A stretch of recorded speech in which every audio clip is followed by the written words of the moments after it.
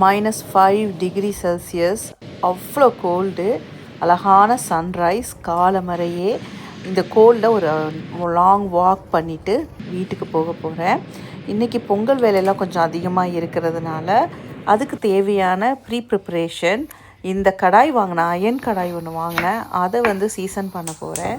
அதுக்கப்புறம் நம்ம பொங்கல் கறிக்கு தேவையான மசாலா அரைச்சி போடுவோம்ல, அதை ரெடி பண்ணுறேன். அது ரொம்ப ஈஸி தான். கொஞ்சம் கடுகு, சோம்பு, சீரகம், மிளகு, அதுக்கப்புறம் பார்த்திங்கன்னா தனியா, காஞ்ச மிளகு, கொஞ்சம் தேங்காய் இதெல்லாம் அரைச்சி இன்றைக்கே அரைச்சி வச்சுட்டேன்னா நாளைக்கு பொங்கல் வரும்போது எனக்கு வசதியாக இருக்கும்.